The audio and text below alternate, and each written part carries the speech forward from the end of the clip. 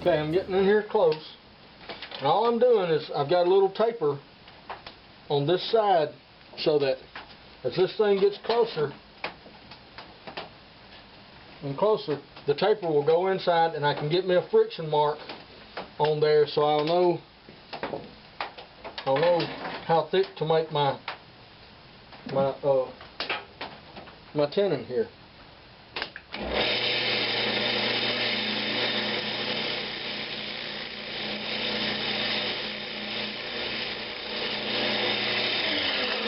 It's just trial and error, back and forth.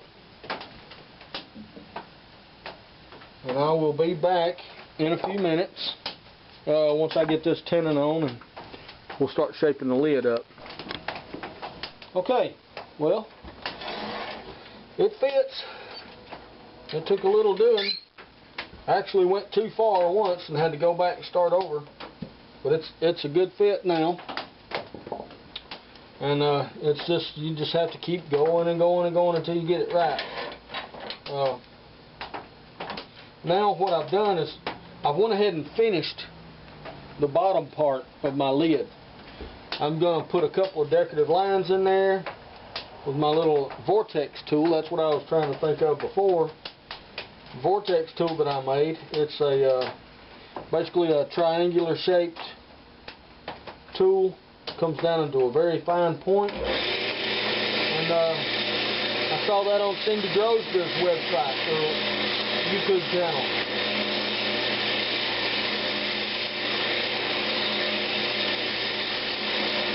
Just want a couple of little fine detail marks in there. And I'll come back and finish sanding it with 320. Before you put the lines in, before you put any detail lines, you need to sand to at least 220. That way you won't lose the marks when you go to sand. There's 400 there.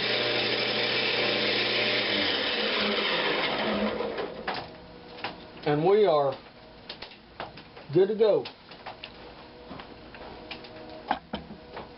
See if I can blow this thing out here. Nice little detail marks. Okay, what I'm going to do now is I'm going to figure out about how high this thing is. Tell you what, I better do a little bit of sanding on this edge. As big as it is, it may be way too tight.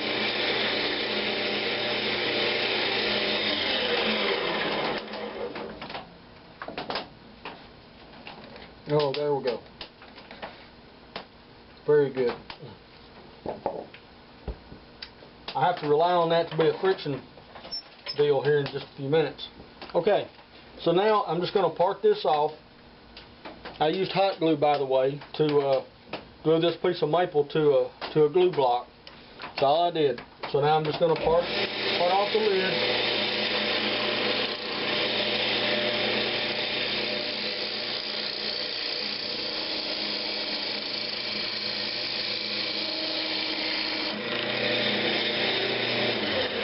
Now, the way I did that, it was just a piece of dimensional lumber. Put a convex, or is that concave? Anyway, right here to give me glue right around the outside edge. Put a little bit of hot glue in there, got it centered up with my tailstock, and then I came back and put glue all the way around the outside edge once it was stuck. And then I have this. Now I have my lid. And what I'm going to do now is remount this in my chuck and turn the lid down, and I'll put a little mortise in here for my finial. I'll get started doing all of that right quick. Okay, what I'm about to do is go ahead and cut my mortise for the finial. That'll be coming a little bit later. I believe that's the next step. You don't want to go too deep with a mortise. With a Forstner bit, you've got that little bitty point right there. And if you're not very careful, it'll go all the way through. So I've measured mine out, and I can go the depth of this Forstner bit, and that's how far I'm going to go. So here we go. Start it off nice and easy.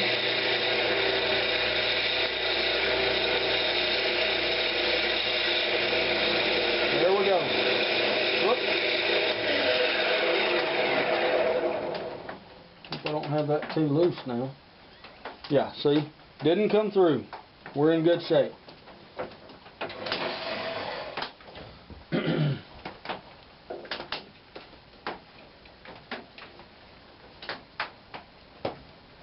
Believe that'll be alright. If it keeps popping off, I'll end up having to do like I did before and put a little bit of glue on there. There's a lot of power built up on this stuff from the gouges and all. You don't really think it is, but it really, there's a lot of torque in there as you're turning. But I do not want the lid too tight. If the lid's too tight, then they'll break the finial trying to get it off. So now I'm going for like a dome shape. I'm going to try to flush it up with the edge of my walnut here and just go for a dome shape here. And of course you can do whatever you want to. The sky's the limit. You don't have to. You don't even have to flush it up here if you don't want. You can make any kind of lid you want. This is just what I like to try to do this time. Okay, here we go. I may end up throwing it off.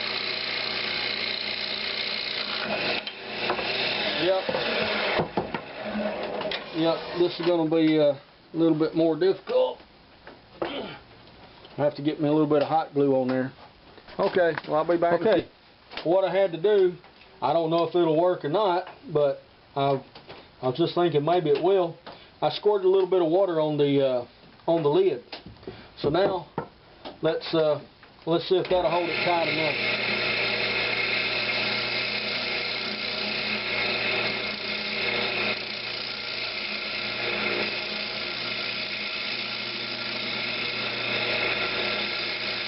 It definitely holds it tighter, but we'll see as we get to going.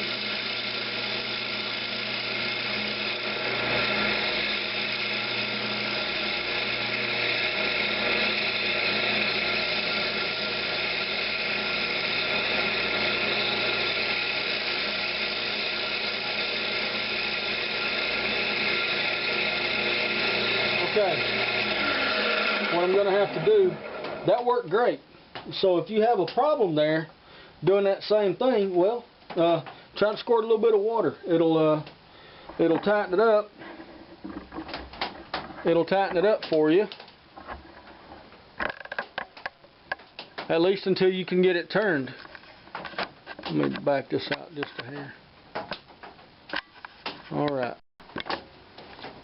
So now I'm just gonna go ahead and scrape this and make it look all nice and pretty. Hopefully, get everything uniform.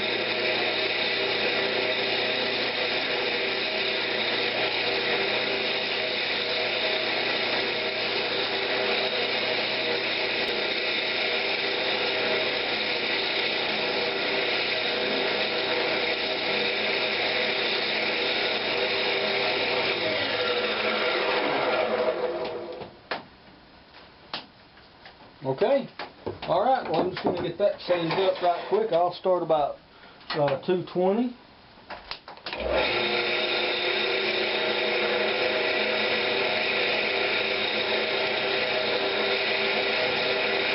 Get it blended in very well with the walnut there. Okay. Now let's look at what we got. Okay, I'll just go with the grain as usual. Get out any kind of little tool marks, which maple's very tight grain, and if you're careful with it and you have very sharp tools, you won't have very many tool marks.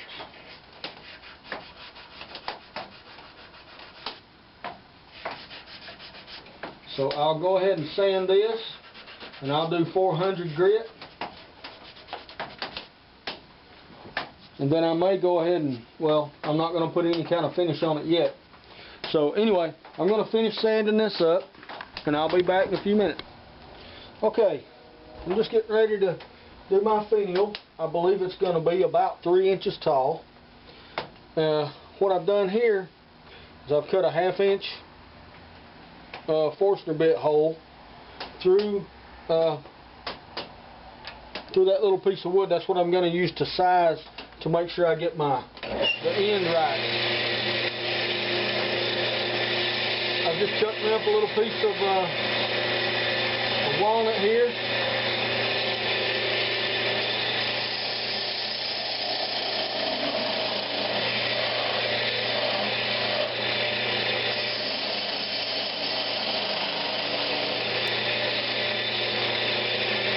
Now, if you notice, I went all the way through. I went all the way through with this. That way, I'm going to end up actually cutting the end of this off with a bandsaw probably, because it's going to be longer.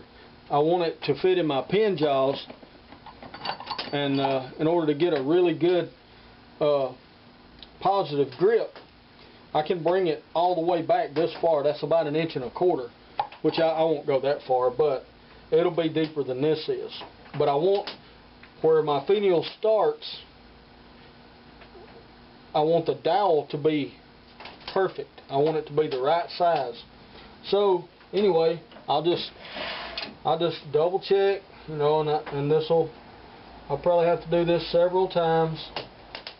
Not going to make you sit through that. Okay, well, what I've done is got my dowel made, and I went ahead and convex the bottom, or I concave the bottom. I'm sorry, I keep getting those two confused.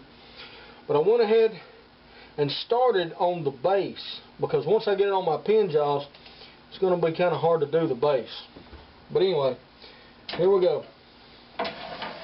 I'm going to just take this out of the pin jaws and turn it around. Let me go ahead and get her mounted up. Okay, well, pretty much what I've done, I've just reversed it, but I think I'm going to try to go with a 4-inch finial instead of a 3-inch finial. I think a 4-inch will look okay on that.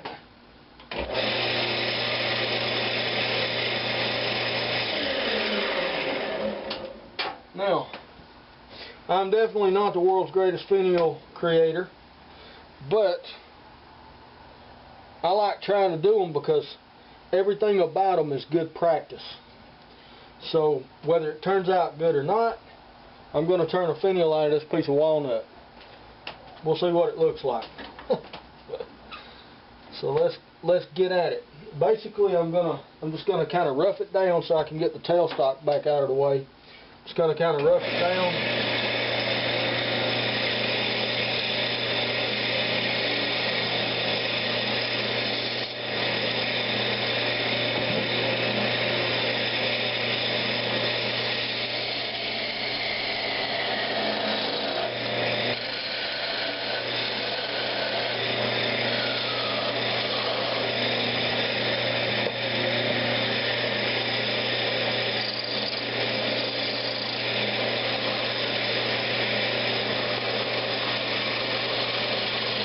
Still got some flat spots on it.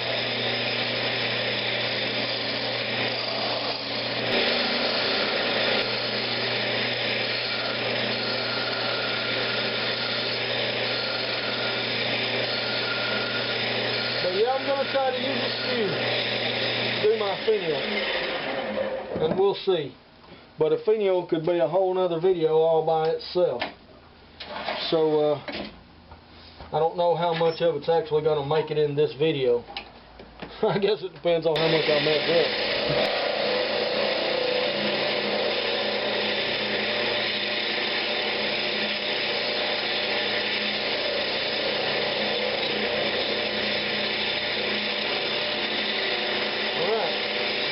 gonna start shaping on it.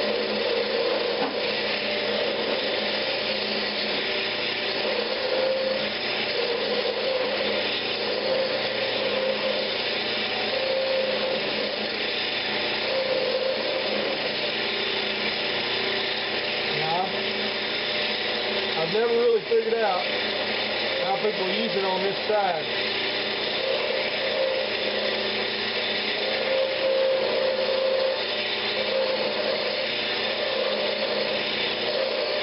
But I guess today's as good a day as any to try to figure it out.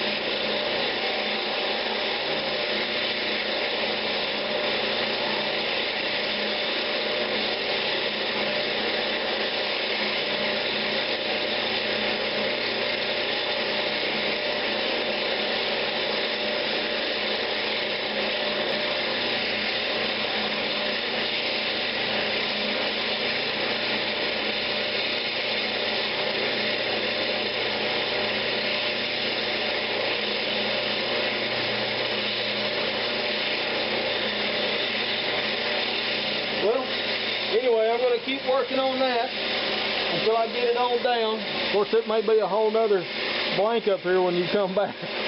Alright, I'm going to work on this. The way I'm doing this is just barely getting my skew in there.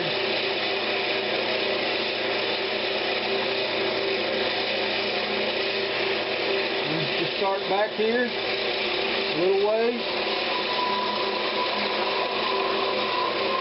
I'll work my way in until I get close.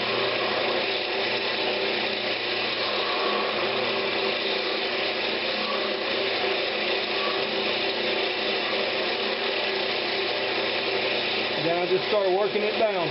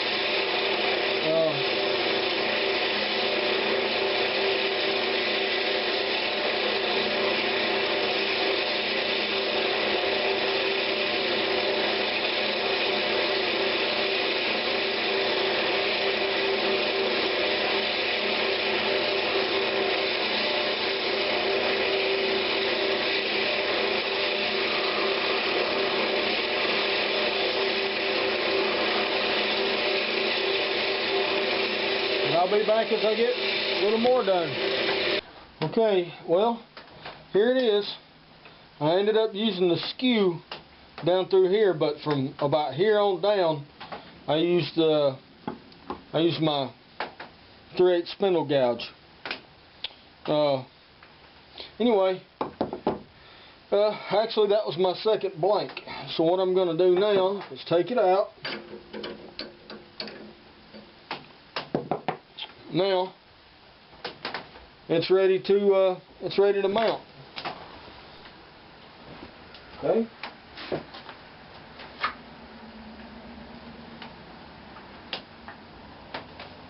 I've cut this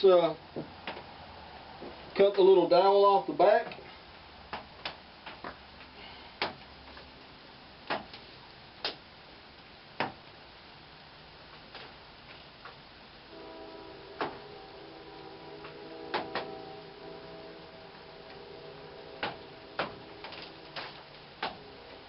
Get some on the bottom too.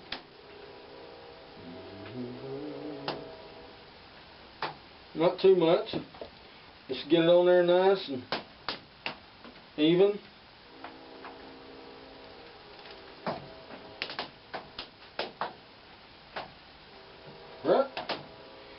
out the Finial.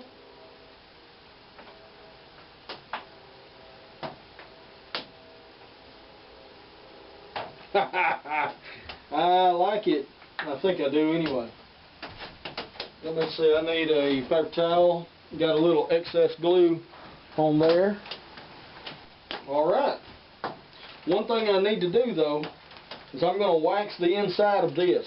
So I'm going to mount it back on the lathe, and I've got it all sanded the inside down to 220.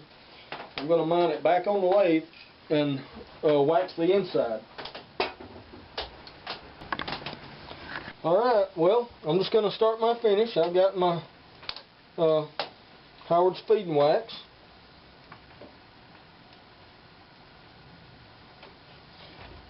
I'm going to finish the inside and the outside.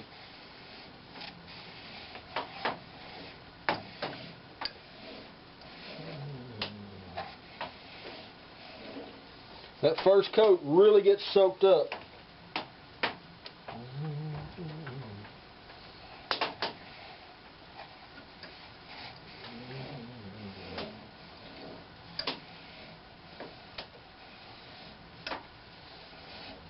I'm gonna finish the recess and everything.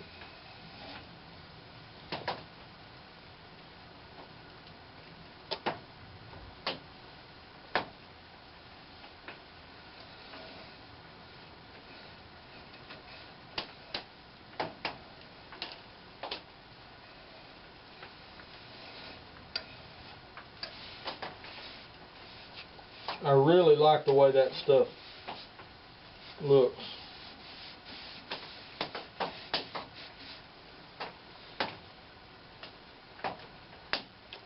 Then I'm going to turn around, cut the tenon off, and we'll be done with this old girl.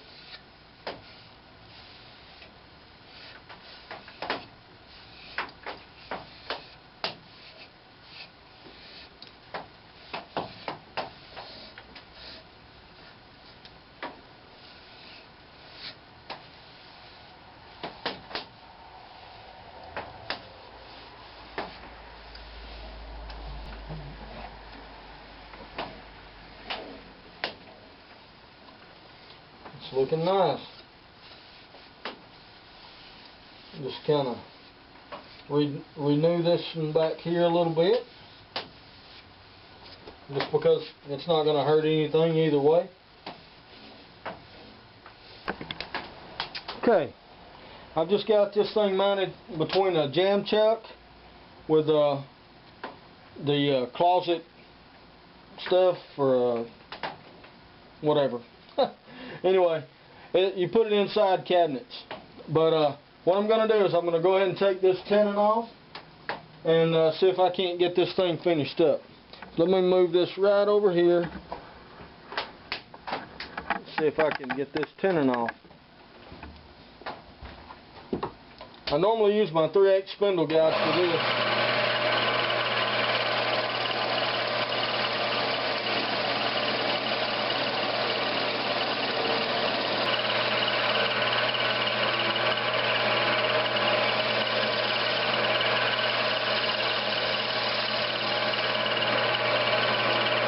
So I'm just shaping the bottom, get a little convex or concave,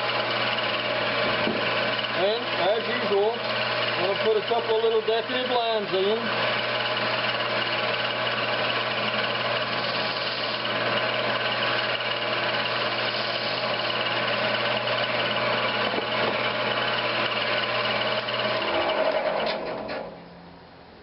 Alright, let me hit it with some sandpaper, and I'll take that tenon off, and we will be done.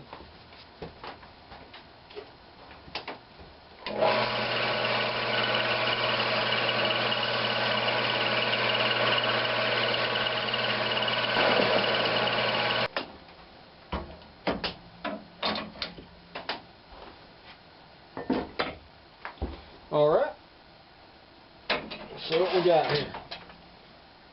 Snap that off. Okay, all I've got is this little button right here left. I'll sand it off, and I'll sign it, and I'll be back when I'm done to show you the end. Okay. Well, there's another project. Looks really nice. It turned out good.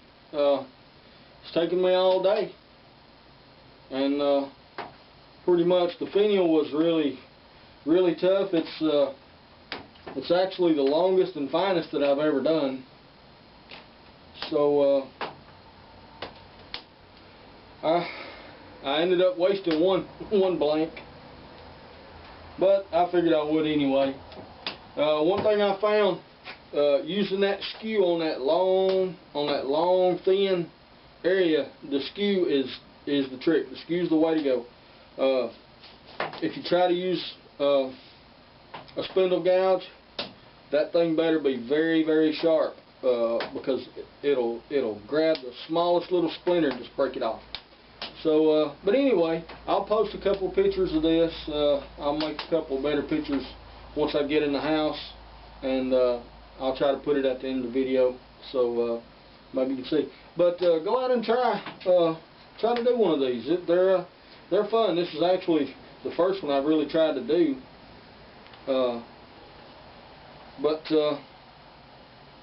Anyway, I saw a couple of people do them on the internet, and I just thought I'd give it a try. The trick is getting a perfect or very near perfect cube to start out with. If you do that, then it makes everything else from there on easier, or else it would compound on you. Okay? Well, y'all have a good day.